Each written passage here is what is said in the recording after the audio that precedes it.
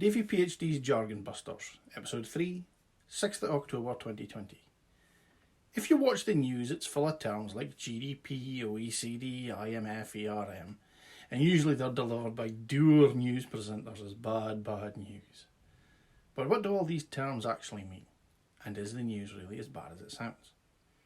In these videos, I'm going to bust the jargon and explain these things in terms we all understand. Tonight's jargon is AMS, or Additional Member System. The Scottish parliamentary elections are next May, and as you'll be aware, Scottish elections are different from UK ones. We all vote for constituency MSPs and do so using the first past the post system, just like UK elections. We covered this last week. But we also vote for regional list MSPs using a variation of the D'Hondt system, which we call the Additional Member System. So I'm going to jargon bust the Additional Member System and explain how it marries up to the first past the post system in the Scottish elections. To do that adequately, it's necessary to explain how the mother of AMS, the D'Hondt system, works. The D'Hondt or Jefferson method is a highest averages method for allocating seats and is thus a type of party list proportional representation. The method described is named in the United States after Thomas Jefferson, who introduced the method for proportional allocation of seats in the United States House of Representatives in 1792, and in Europe after Belgian mathematician Victor D'Hondt, who described the methodology in 1878. Proportional representation systems aim to allocate seats to parties approximately in proportion to the number of votes received. For example, if a party wins 1/3 of the votes, then it should gain about 1/3 of the seats. In general, exact proportionality is not possible, because these divisions produce fractional numbers of seats. As a result, several methods, of which the D'Hondt method is one, have been devised which ensure that the party's seat allocations are as proportional as possible. The D'Hondt method slightly favours large parties and coalitions over scattered small parties. It is considered a consistent, monotone, stable and balanced method that encourages coalitions. Now I'm going to talk you through a short video explanation of a very basic D'Hondt election with 100 votes, 5 seats and 4 parties. This video is entirely fictional. It isn't a comment on the system, its pros and cons. It's just intended as an illustration. Seat number 1 of 5. Party A gets 55 votes. Party B gets 25 votes. Party C gets 13 votes. Party D gets 7 votes. Party A gets the first seat and their vote divided by 2 for the next round. Seat 2 of 5. Party A gets 27.5 votes. That's a round 1 total divided by 2. Party B still has 25 votes. Party C still has 13 votes. And Party D still has 7 votes. Party A also gets the second seat and their vote divided by 3 for the next round. Seat number 3 of 5. Party B gets 25 votes. Party C gets 13 votes. Party A gets 9.16 votes. That's the round 1 total divided by 3. And Party D gets 7 votes. Party B gets the third list seat and their vote divided by 2 for the next round. Seat number 4 of 5. Party C gets 13 votes. Party B gets 12.5 votes. It's a round 1 total divided by 2. Party A still has 9.16 votes. It's a round 1 total divided by 3. And Party D still has 7 votes. Party C gets the 4th seat, and their vote will be divided by 2 for the next round. Seat number 5 of 5. Party B gets 12.5 votes, that's their round 1 total divided by 2. Party A gets 9.16 votes, a round 1 total divided by 3. Party D gets 7 votes. Party C gets 6.5 votes, the round 1 total divided by 2. Party B gets the 5th seat, and that's the final seat in the list. So the final result: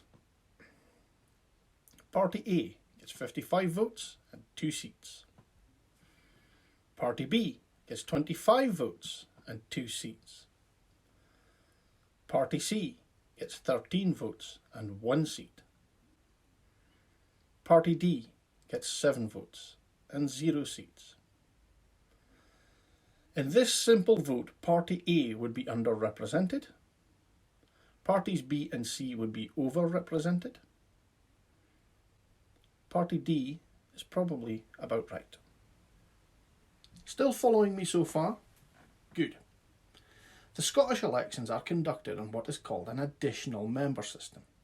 The country is divided into 8 electoral regions. Each region has 9 constituency MSPs, except Glasgow, which has 10. These are elected on the first past the post system, as described last week.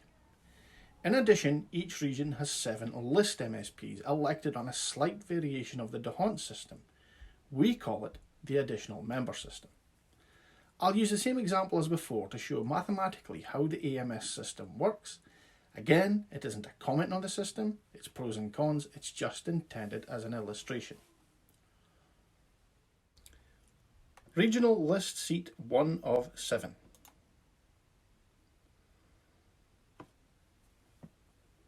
Party A gets 5 of the constituency seats and 55 list votes. Party B gets 2 of the constituency seats and 25 list votes. Party C gets 1 of the constituency seats and 13 list votes. Party D gets 1 of the constituency seats and 7 list votes. Each party has its total divided by their first past the post seats plus 1. Party A gets its 55 divided by 6 to be 9.16. Party B gets its 25 divided by 3 is 8.33. Party C gets its 13 divided by 2, which equals 6.5. Party D gets its 7 divided by 2, which equals 3.5. Party A would take the first regional list seat, and its 55 is now divided by 7. Regional list seat 2 of 7. Party B gets its 25 divided by 3, which is 8.33. Party A gets its 55 divided by 7, which is 7.85. Party C gets its 13 divided by 2, which is 6.5. Party D still has its 7 divided by 2, which is 3.5. Party B would take the second regional list seat, and its 25 is now divided by 4. Regional list seat number 3 of 7. Party A gets its 55 divided by 7, that's 7.85. Party C gets its 13 divided by 2, which is 6.5. Party B gets its 25 divided by 4, which is 6.25. Party D gets its 7 divided by 2, which is 3.5. Party A would take the third regional list seat, and its 55 is now divided by 8. Regional list seat number 4 of 7. Party A gets its 55 divided by 8, which is 6.875. Party C gets its 13 divided by 2, which is 6.5. Party B gets its 25 divided by 4, which is 6.25. Party D gets its 7 divided by 2, which equals 3.5. Party A would take the fourth regional list seat, and it's now 55 divided by 9. Regional list seat number 5 of 7. Party C gets its 13 divided by 2, which is 6.5. Party B gets its 25 divided by 4, which is 6.25. Party A gets its 55 divided by 9, which is 6.111. Party D still has its 7 divided by 2, which is 3.5. Party C would take the fifth regional list seat, and its 13 is now divided by 3. Regional list seats 6 of 7. Party B gets its 25 divided by 4, which is 6.25. Party A gets its 55 divided by 9, which is 6.111. Party C gets its 13 divided by 3, which equals 4.33. Party D gets its 7 divided by 2, which is still 3.5. Party B would take the 6th regional list seat, and its 25 is now divided by 5. Regional list seat number 7 of 7. Party A gets its 55 divided by 9, which is 6.111. Party B gets its 25 divided by 5, which equals 5. Party C gets its 13 divided by 3, which equals 4.333. Party D gets its 7 divided by 2, which equals 3.5. Party A would take the 7th and final regional list seat. Final results. Party A wins 5 constituency seats and 4 regional seats. That's 9 of 16. Party B wins 2 constituency seats and 2 regional list seats. 4 of 16. Party C wins 1 constituency seat and 1 regional list seat. 2 of 16. Party D wins 1 constituency seat and no regional list seats. 1 of 16. This result is almost exactly proportional to the list vote percentage. Key questions on the additional member system. First, does it work? Well, that really depends on whether it achieves its stated aims. In this case, the official explanation was to achieve the proportionality that first past the post often fails to. So let's examine that using the 2016 Scottish election as a litmus test. If we did first past the post voting only, it would look like this. ScotGov 2016 first past the post only. SNP got 46.5% of the vote and 80% of the seats. Conservatives got 22% of the vote and 9.5% of the seats.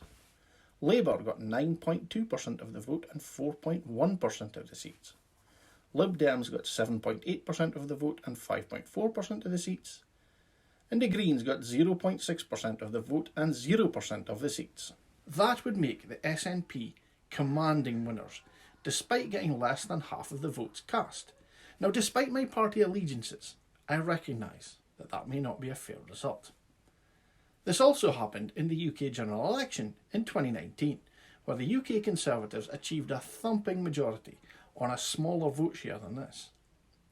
But neither of the big two Westminster parties seemed keen to change, or perhaps incorporate a list presence there. However, coming back to Scotland, if we add the constituency and list votes together, the parties did as follows.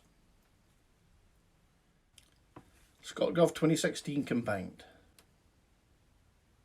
The SNP got 44.1% of all votes and 48.8% of all seats. The Conservatives got 22.45% of all votes and 24% of all seats.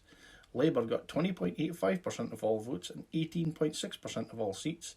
And the Greens got 3.6% of all votes, 4.6% of all seats. Lib Dems got 6.5% of all votes and 3.9% of all seats. So it's clear that if the stated aim was to ensure proportionality, that the imbalance from the constituency vote has almost been redressed. However, many suspect that the additional member system was actually put in place to ensure that no one party could ever achieve an outright majority. Some even suggested that the system was designed to keep the SNP away from power and prevent Scottish independence. Initially, that was successful in the first two Scottish parliaments when they had to have Liberal and Labour coalitions.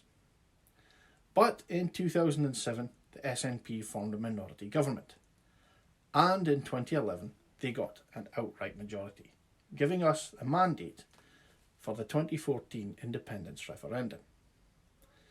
So it has been successful in ensuring proportionality, but has been less successful in keeping the SNP out of power and suppressing the independence question.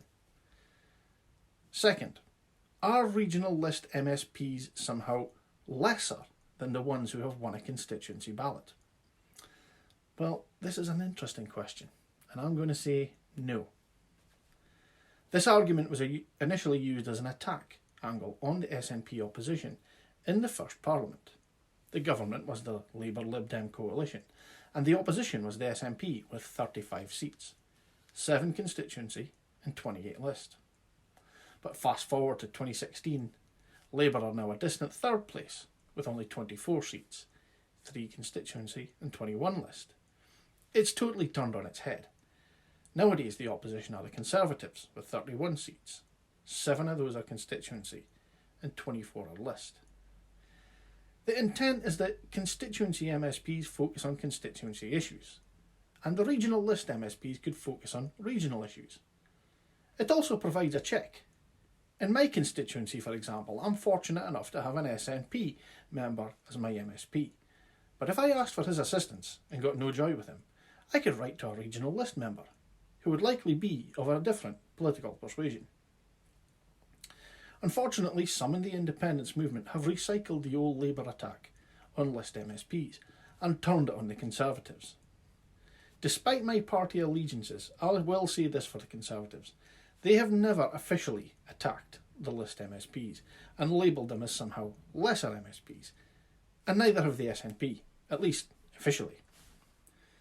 West Germany ran a very similar system to EMS prior to reunification, and Helmut Kohl, the Chancellor of West Germany, was a regional list member of the Bundestag for his entire parliamentary career, and no one could ever accuse him of being a lesser representative than a constituency member.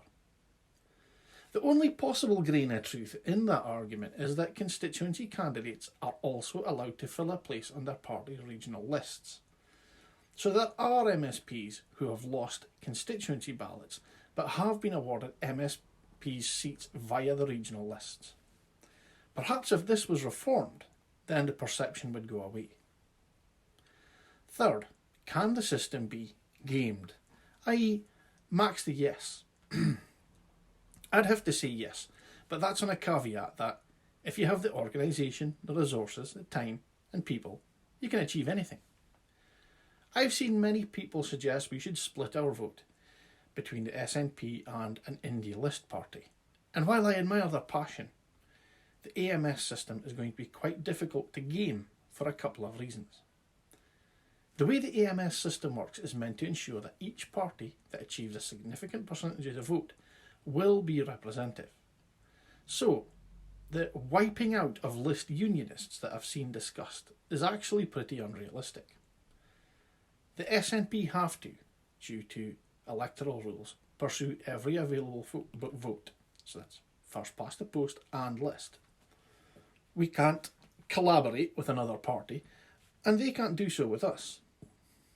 Now, if one list party took all the SNP list votes, then they'd probably get 2 or 3 list MSPs in each region. Assuming the SNP treaded water in the constituency vote, then that would be enough. But there are already 2 list parties. Their first job is to talk SNP voters out of the both votes SNP stance, and that's not an easy task. Their second job is then to convince those voters to lend them their list vote rather than the other Indy list party. Just as the SNP can't collaborate with them, they can't really collaborate with each other. In reality, the 2 Indy list parties are scrapping over half of the SNP's list vote. That means even if they split it evenly, they'd get a quarter of it each. It's also worth remembering that Rise attempted to do this in 2016, and they failed spectacularly. And the SNP just need 2 more seats, whether it's constituency or list, and they've got a majority, crucially, a mandate. We've done it before in 2011. We achieved a majority of 69 seats, and that gave us the mandate for Indy F1. It can be done again, because it has been done in the past. In DaviePHD's humble opinion, the AMS system is better than a system that is just first past the post. It also almost achieves proportional representation, and it can generate a majority if a party has got its shit together. Gaming it is possible, but tough and unrealistic in the time frame we have available. If the list parties were longer established and had a few heavy hitters on board, I'd give the idea more credence. But unless something radical happens, I'll be sticking with both votes SNP. Also, this next bit will be controversial. I don't want to kick all the Conservatives, Labour and Lib Dems out of Holyrood. Being either of these and being a unionist is a legitimate position. And at the moment, our Parliament is more representative of Scots people than Westminster is. And though I'd love an SNP majority to happen, I actually don't want a big, massive one. I don't want us to be seen like the UK Tories, imposing our will regardless of the opposing voices. As much as I disagree with the unionist parties at Holyrood, my fellow citizens have put them there, and they deserve to be heard too. Well folks, that's it for the Additional Member System, or AMS. If there's another 3, 4 or even 5 letter abbreviation driving you nuts, let me know and I'll bust it for you. Otherwise, I'd ask you all to comment on the Facebook page, play nicely. Unionists are welcome here, as are their dissenting opinions, as long as they play nicely too. DaviePHD.